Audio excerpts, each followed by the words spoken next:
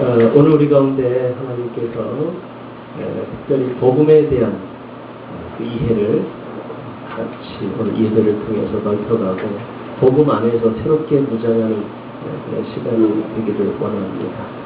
우리 함께 나눌 말씀은 고린도전서 15장에 있는 말씀이죠. 이 고린도 교회는 사도 바울이 선교의 2차 선교 여행 중에서 고린도 지역을 다녀갈 때에 한 1년 반 정도 고린도에서 머무르면서 개척한 교회입니다. 제가 몇 달 전에 그 고린도를 다녀왔지 않습니까? 아주 화려한 도시였습니다. 항구 도시였고요. 그 고린도 운하를 이렇게 보면은 지중해 연안, 지중해에서 막 고린도 그리스로 들어가는 첫 관문이 고린도 지역이에요. 항구 도시, 무역 도시였고 지중해의 그 상권과 그 무역 교통의 중심지 역할을 했던 아주 중요한 지역이 고린도 지역입니다. 그렇기 때문에 그 지역은 많은 사람들이 왕래했죠. 특별히 이렇게 상업을 하는 돈이 많은 사람들이 돈이 많이 있는 오가는 그런 부유한 도시였던 거죠. 그런 사회적인 문화적인 배경을 갖고 있기 때문에 특성상 이 고린도 교회는 많은 문제를 가지고 있을 수밖에 없었던 것 같아요. 여러 가지 문화라든지 그들이 추구했던 어떤 예술이라든지 우상 숭배, 음란의 도시, 그것이 모두 다 그런 어떤 사회적인 문화적인 상황 속에서 성적인 타락이라든지 심각한 우상 숭배, 여러 가지 그런 혼합주의, 그런 곳에 세워진 교회가 고린도 교회였습니다.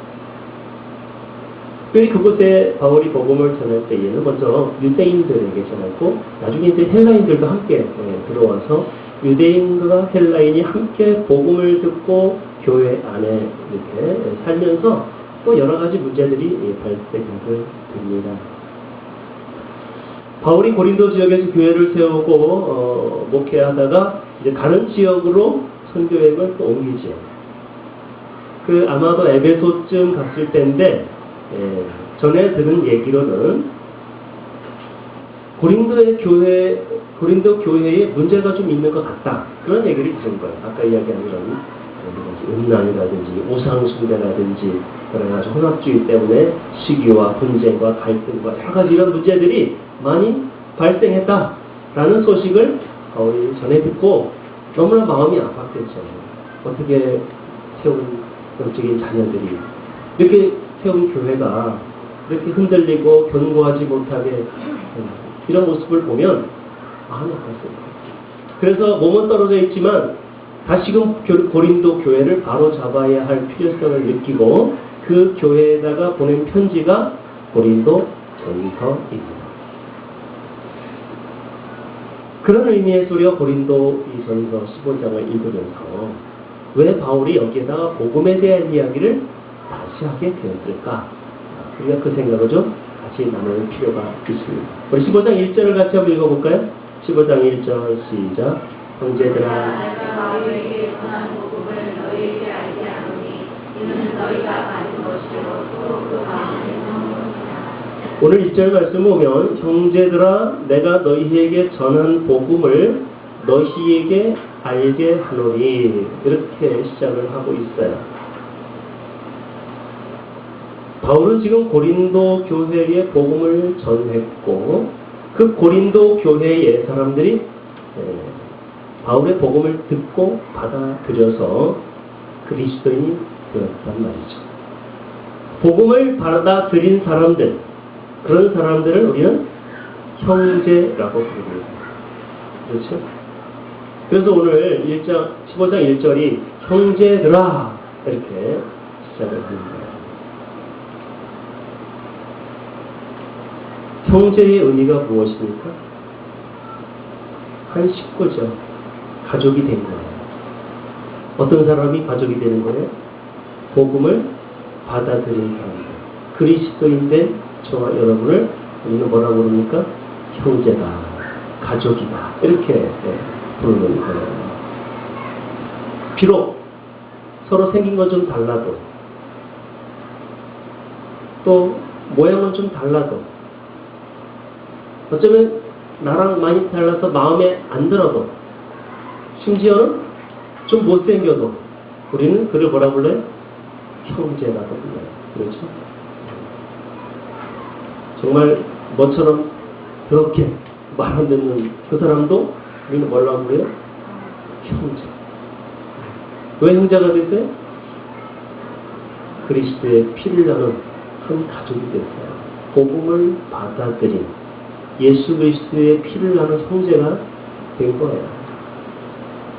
그 사람이 내 마음에 안 들고 때로는 나를 아프게 하고 어떨 때 꼴보기 싫고 그러면 형제가 아니야. 그럴 수 없죠. 우리 같은 한 가족은 미우나 고우나 마음에 들든 안 들든 관계없이 우리 형제라고 부르고 형제로 대하는 거죠. 오늘 바울이 고린도 교회가 지금 문제가 있던, 말을 안 듣던, 복음에서 떠나가고 있던 상관없이 그들을 향하여 형제들아 이렇게 외치고 있지 않습니까? 예수 그리스도의 복음을 받아들였다는 이유 하나, 그리스도 안에서 한 형제가 된 이 고린도 교회를 향한 바울의 마음을 우리는 읽어볼 수가 있을 것입니다. 그렇죠? 오늘 이 말씀에 보면 너희에게 전한 복음을 너희에게 또다시 알게 하노니, 그러는 거예요. 이미 전한 복음이지만 또다시 너희에게 알게 해야겠다. 뭐를? 복음을. 왜 지금 바울은 이 복음을 또다시 그들에게 알게 하려는 것일까? 이유는 분명해. 고린도 교회 사람들이 복음대로 살고 있지 않기 때문에 그 복음에 대해서 다시 한번 새롭게 강조하고 복음대로 살아라 라고 이야기하는 것입니다. 우리가 아까 얘기했지만 고린도 교회에 많은 문제들이 있었다고 그랬습니다. 시기, 분쟁, 음행, 우상 숭배, 이 모든 것들이 다 예수를 믿기 이전에, 복음을 받아들이기 이전에 그런 옛 모습이잖아. 옛 생활이 옛 생활.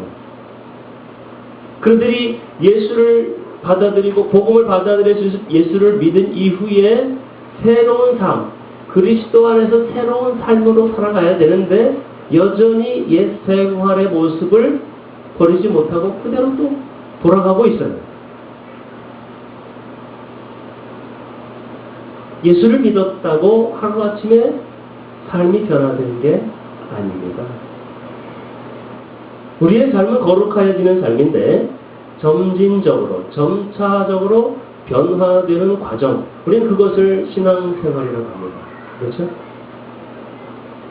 교회는요, 거룩한 사람들이 모여있는 곳이 아니라 지금 거룩해지는 사람들이 모여있는 곳이에요. 아직 완전하게 거룩하지 않습니다. 때로는 오히려 예전보다도 더 거룩하지 않은 모습으로 나타날 때가 있어요. 그러나 분명한 것은 교회에 있는 성도는 거룩해지기 위해서, 아니 좀 더 사실적으로 하면 거룩한 삶으로 조금씩 변화되어가는 과정 속에 있는 사람들이에요. 여전히 허물이 있고 여전히 죄의 문제가 걸림이 있고 여전히 삶의 모습이 옛 생활을 가지고 있을지라도 교회 안에 있는 사람들은 거룩을 향해 나아가고 있다는 것입니다. 고린도 교회 역시 마찬가지입니다. 지금은 비록 옛 생활의 모습을 가지고 있고 엉망으로 살고 있는 것 같지만 이 교회에 나아갈 방향은 성도예요. 거룩이에요. 오늘 바울은 그들에게 다시 한번 복음을 상기시키면서 우리가 지금 어디에 있고 어디로 가야 할 것인가에 대한 분명한 신앙생활의 방향을 제시하고 있는 것입니다. 그래서 너희에게 전한 복음을 또다시 알게 되었겠다. 여기서 지금 복음을 알게 하노니 그랬어요. 복음을 알아야 합니다. 복음을 알아야, 복음을 모르면 신앙생활이 아무것도 아니에요. 복음을 모른 채 교회 종교인으로서 교회 생활을 하고 복음을 제대로 이해하지 못한 채로 신앙생활을 한다는 것은 앞뒤가 안 맞는 말이잖아요. 오늘날 교회를 다녀도 예수를 믿는다고 오랜 시간을 함께 했지만 여전히 복음에 대한 이해가 없이 그저 왔다 갔다 하는 사람들도 종종 있는 것 같아요. 너무나 안타까운 것 같아요. 바울이 이들을 향해서 내가 너에게 다시금 복음을 알게 하노니 복음을 아는 것이 중요합니다. 교회를 오래 다녀도 성경 지식이 있어도 충성된 헌신과 봉사가 있어도 복음에 대한 이해 없이는 복음의 기반 없이는 그것이 다 아무것도 아닌 거예요. 허당이 허당. 정말 복음이 내 안에서 살아 움직이는 그 복음 안에서의 삶이 진정한 그리스도인의 삶인 것입니다. 우리가 어떻게 복음을 알 수 있습니까? 복음을 알아가는 방법은 하나입니다. 우리 1절에 있는 말씀 보면 내가 너희에게 전한 복음이라고 이야기하지 않습니까? 내가 너희에게 전한 복음. 누군가 복음을 전해 주었기 때문에 그 복음을 듣고 받아들이고 복음을 알게 된 거예요. 복음을 전하는 사람이 있어야 복음을 아는 것이죠. 3절에도 보면 내가 받은 것을 너희에게 전하는 사람이 있어야 그 복음을 알 수 있다라고 우리에게 말씀하고 있어요. 동일한 말씀 로마서 10장 14절에도 이렇게 말하죠. 그런즉 그들이 믿지 아니하는 일을 어찌 부르리요 듣지도 못한 일을 어찌 믿으리요 전파하는 자가 없이 어찌 들으리요. 전하는 자가 있어야 복음을 듣습니다. 그래서 아름답도다 좋은 소식을 전하는 바리요. 그러므로 믿음은 들음에서 나며 들음은 그리스도의 말씀으로 말미암았느니라. 할렐루야. 전해지는 복음 때문에 들려지는 복음 때문에 누군가 전해주는 그 복음 때문에 우리 신앙생활의 시작이 된 것이죠. 내게 전해진 이 복음은 이제 나를 통해서 또 누군가에게 전해져야 할 책임과 의무가 있는 것입니다. 그것이 주님의 원하는 바, 주님의 뜻이기도 합니다. 주님이 나에게 복음을 맡겨주시고 전해주신 것은 이제 그 복음을 또 다른 사람에게 전하라고 주신 대위임입니다. 주님이 내게 주신 사명인 것입니다. 오늘 우리는 이 복음 앞에 진심으로 위대한 결단과 우리의 다짐을 다시 한번 새겨보기를 원합니다. 1절 말씀을 다시 한번 상고해보면 이는 너희가 받은 것이요 또 그 가운데 선 것이라 이렇게 표현하고 있습니다. 그리스도인이 된다는 것은 복음을 받아들이고 그 복음을 삶의 기반으로 삼아서 그 위에 서서 살아가는 삶, 이것을 우리는 그리스도인의 삶이라고 이야기합니다. 복음을 받아들인다. 이게 우선적인 첫 번째 우리의 반응입니다.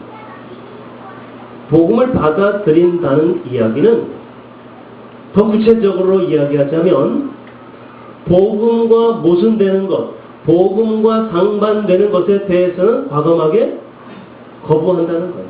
버린다는 것입니다. 복음과 세상은 언제나 거리감이 있어요. 그 이유는 세상이 가르치는 삶의 방식과 복음은 너무나도 다른 거예요. 달라도 너무 다른 거예요. 그렇죠? 어디서 많이 들어본 말이죠? 세상이 가르치는 삶의 방식과 복음은 달라도 너무 달라요.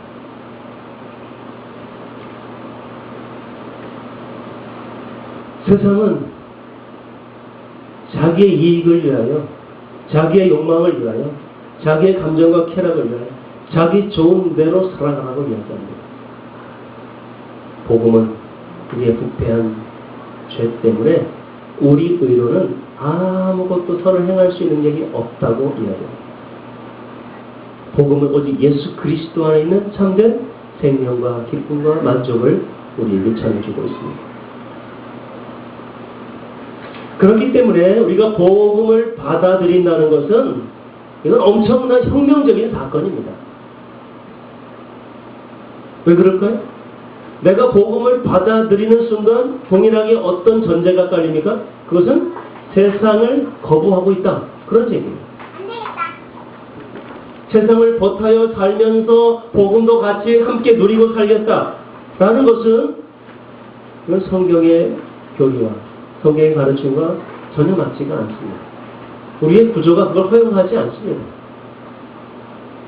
세상 방식을 버리고 그리스도를 온전히 붙잡는, 그리스도의 온전한 진리를 붙잡아야 하는 것이, 이것이 복음을 받아들이는 참된 의미이기 때문에 그렇습니다. 세상과 복음이 같이 갈 수가 없어요. 로마서 12장 2절에 보면 동일한 말씀을 전해주고 있습니다. 너희는 이 세대를 본받지 말고 오직 마음을 새롭게 함으로 변화를 받아 하나님의 선하시고 기뻐하시고 온전하신 뜻이 무엇인지 분별하도록 하라.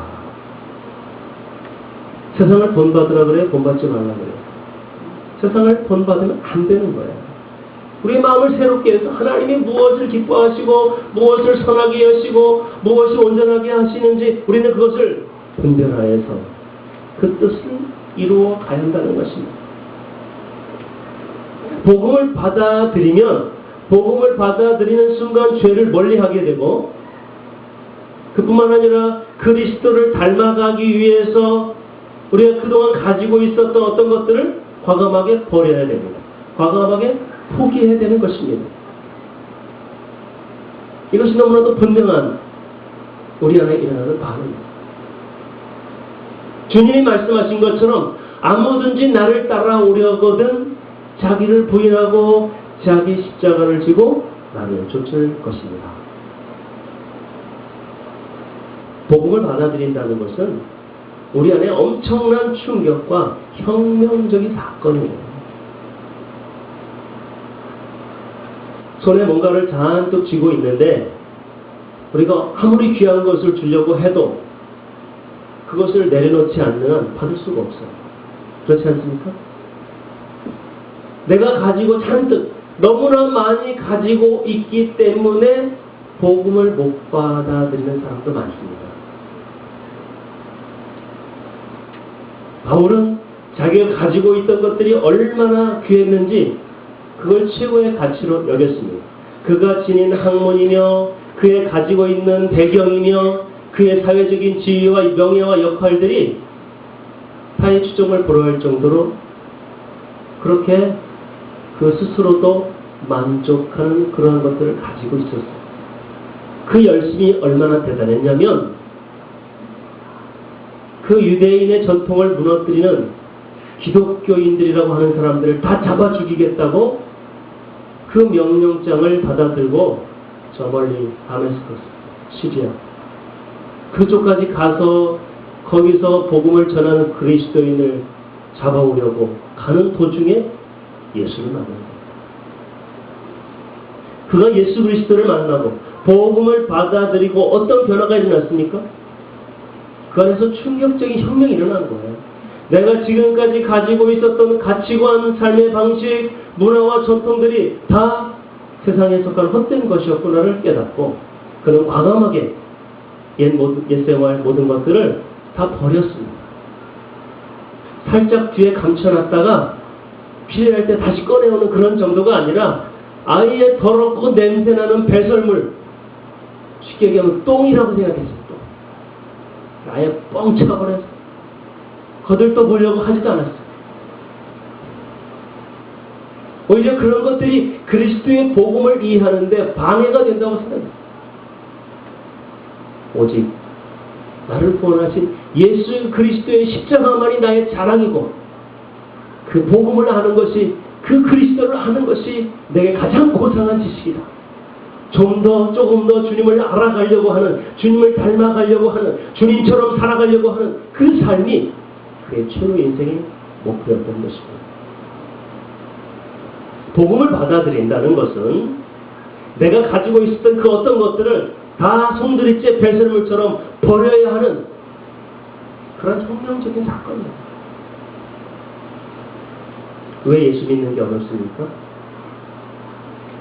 왜 신앙생활은 힘들게 느껴집니까? 여기에서 갈등하는 거예요. 이걸 지금 내가 버려야 되는 줄 알면서도 버리면 큰 문제가 생길 것 같아. 너무나 많은 손해가 올 것 같아. 내가 왕따를 당하는 것 같아. 나의 가치가 무너지는 것 같아. 내가 복음을 받아들이고 기존에 있던 걸 버리는 순간 나는 사회에서 고립되고 매장될 것 같아. 불안해. 이것을 우리가 불신하는 거거든요.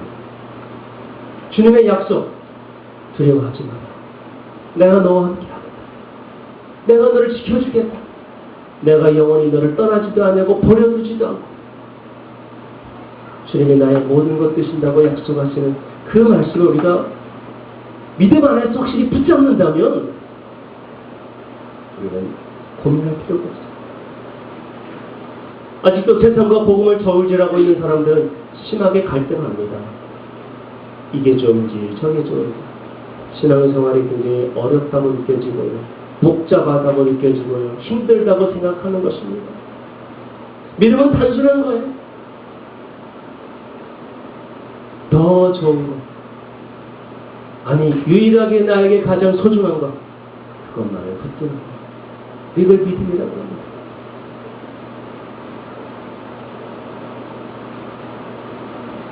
예수를 믿는다는 것은요, 취미생활이나 그저 교양을 쌓기 위해서, 아니면 애인이나 남편의 어떤 요구를, 부탁을 들어주기 위해서 그 교회를 다니는 그런 수준의 정도를 말하는 게 아니에요. 교회를 다닌다는 것은, 예수를 믿는다는 것은 우리 안에 혁명적인 사건이 일어나는 것과 똑같은 거예요. 복음을 받아들일 때 우리의 삶의 전체가 완전히 달라지는 것입니다. 옛생활은 벗어버리고 그리스도 안에서 새로운 피조물로 예수 그리스도를 중심으로 살아가게 되는 것입니다. 이것이 우리가 예수를 믿고 복음을 받아들이고 교회를 다닌다는 진정한 의미예요. 아직도 복음을 삶의 일부로 여기거나 우리 삶을 좀 더 아름답게 보이려고 하는 어떤 그런 액세서리처럼 그런 정도로 이해하고 있다면 복음을 크게 오해하고 있는 것입니다. 복음이 뭐예요? 복음은 나의 생명이고 복음은 내 안에 모든 것이고 내가 사느냐 죽느냐에 대한 생명의 문제를 다루는 것이 가장 소중한 것이 바로 복음입니다. 내 안에서 그리스도의 복음이 살아 역사하고 있지 않다면 어쩌면 꿈틀대는 생명력이 내 안에 없거나 약해.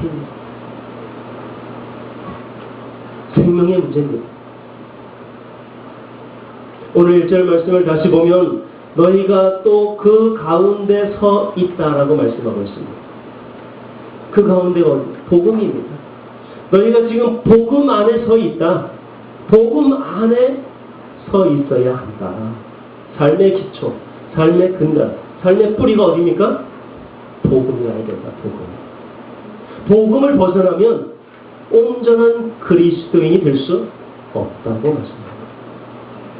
지금 오늘 우리가 복음 안에서 살아가고 있는가? 예수 그리스도 중심으로 살아가고 있는가? 주님 때문에 오늘 이 자리에 여기 앉아 있는지, 아니면 어떤 주변적인 다른 것 때문에 앉아 있는지를 우리가 돌아볼 수 있기를 바랍니다. 바라기는 그 복음이 나의 삶의 뿌리가 되고 그 복음이 나의 삶의 신앙의 근간이 되어 복음 위에 서서 살아가는 저와 여러분 되시기를 축복합니다.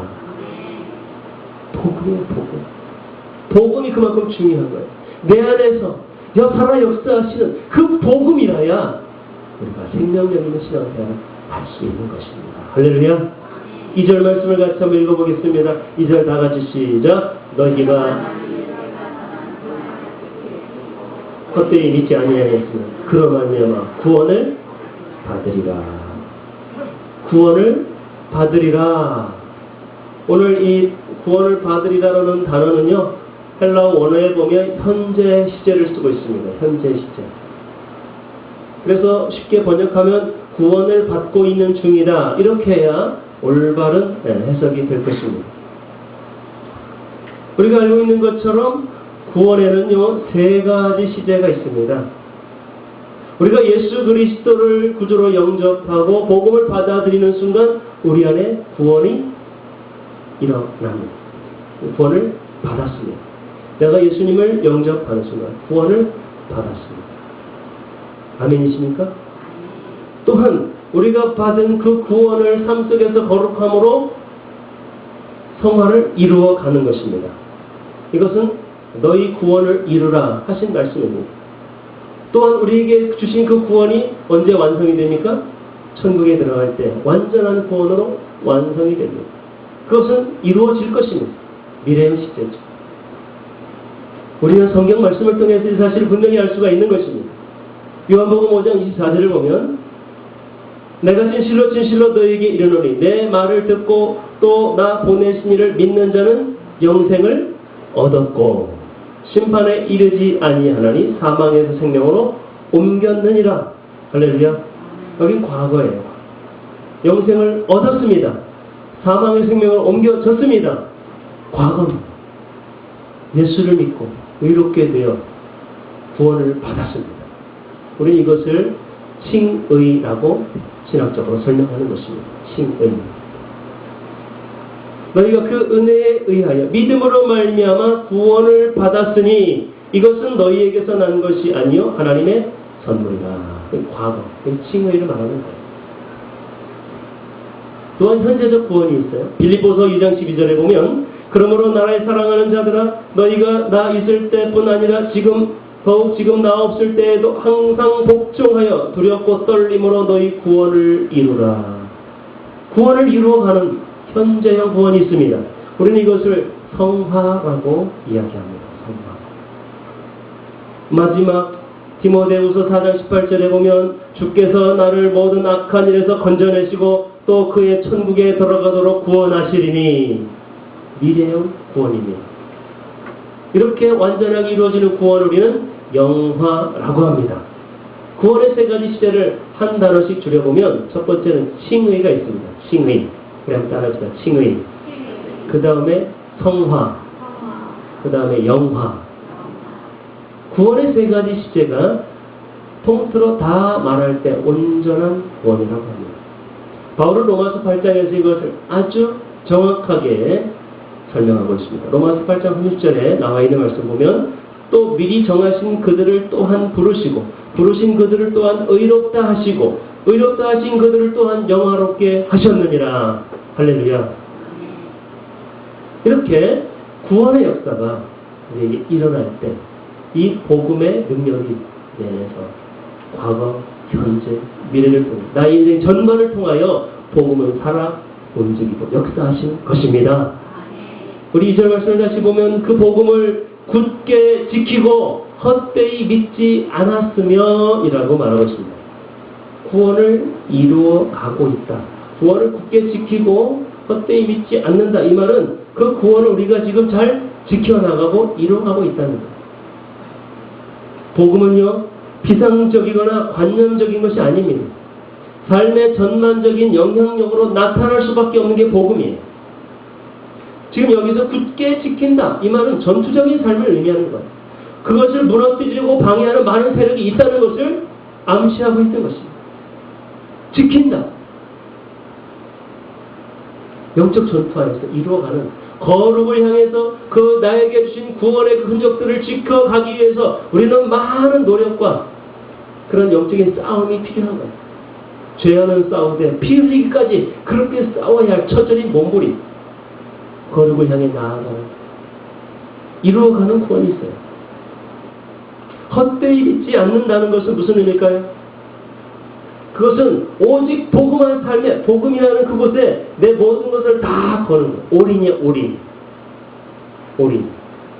헛되이 믿지 않아. 그것만이 나의 유일한 소망이다. 우리는 복음 안에서 그 하나님의 모든 부유하심과 하나님의 그 풍성하심과 하나님의 놀라운 신비한 비밀들을 우리는 알아가는 것입니다. 복음을 지켜가고 그 복음을 헛되이 믿지 않음으로 인해서 복음으로 인하여 우리의 삶의 모든 문제가 완벽하게 거룩하게 주님이 뜻하시는 곳으로 나아가는 것입니다. 성령의 인도하심을 따라 사는 사람, 죄의 유혹을 뿌리치고 사단의 그런 방해에도 불구하고 우리는 끊임없이 복음의 승리를 향해 나아갑니다. 부르심 받은 자들인 줄로 믿습니다. 오늘 3절 말씀 보면 내가 받은 것을 너희에게 전하였노니 이렇게 말씀하죠. 바울이 전한 복음의 특징이 무엇입니까? 누군가가 바울에게 전해주었고 그 바울이 그걸 받았습니다. 그리고 이제 바울이 너희에게 또 전하고 있습니다. 이 말은 복음이라는 것이 지금 바울이 복음을 전하면서 그건 내가 꾸며낸 것이다, 내가 생각해낸 것이다, 내가 만들어낸 것이다, 그렇게 이야기하지 않습니다. 내가 받은 것을 전하고 있다. 전혀 새로운 것이 아닙니다. 바울 안에 있던 것도 아닙니다. 그 복음은 예수 그리스도를 통해서 계속해서 우리에게 전해져 왔던 것입니다. 그리스도에게서 바울에게로, 그리고 바울이 또 다른 사람에게로 계속해서 오늘 나에게까지 전해지는 그 복음은 변질되지 않는 순수한 주님이 우리에게 전해진 그 복음, 오늘 우리 그 복음을 땅끝까지 이어가야 할 줄로 믿습니다. 이 복음의 특성입니다. 복음이 뭡니까? 우리가 이야기하는 복음이 도대체 무엇이냐? 복음의 정의를 한마디로 오늘 바울은 3절과 4절을 정확하게 제시하고 있습니다. 우리 3절 두 번째 줄부터 이는 다 같이 읽어볼까? 시작. 이는 성경대로 그리스도께서 우리 죄를 위하여 죽으시고 장사 지낸 바 되었다가 성경대로 사흘 만에 다시 살아나사. 바울이 전하고 있는 복음의 핵심은 한마디로 이야기하면 십자가와 부활입니다. 십자가와 부활 빼놓고는 복음을 이야기할 수가 없어요. 주님의 십자가, 그 십자가는 어떤 십자가입니까? 나의 모든 죄의 문제를 해결하신, 내 인생의 근본적인 문제를 완전히 해결하신 그 주님의 십자가, 죄의 권세가 더 이상 나를 해하지 아니하고 내가 의로 말미암아 의인들, 하나님의 자녀로서 의의 자녀로 살아갈 힘을 공급하시는 나로 하여금 더 이상 죄악 가운데 있지 않고 의로운 하나님의 자녀 가운데 있게 하시는 그 십자가의 권세, 이것이 복음의 핵심입니다.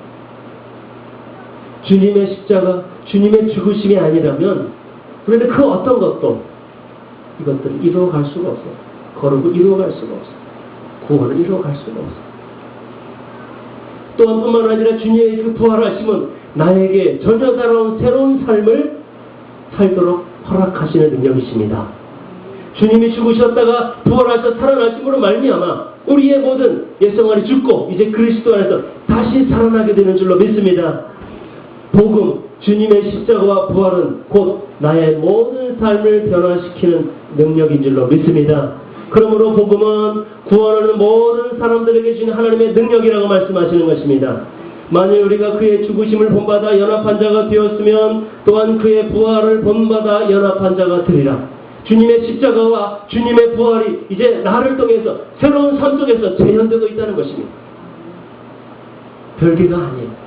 주님의 십자가는 나를 위한 십자가입니다. 주님의 부활은 나를 위한 부활입니다.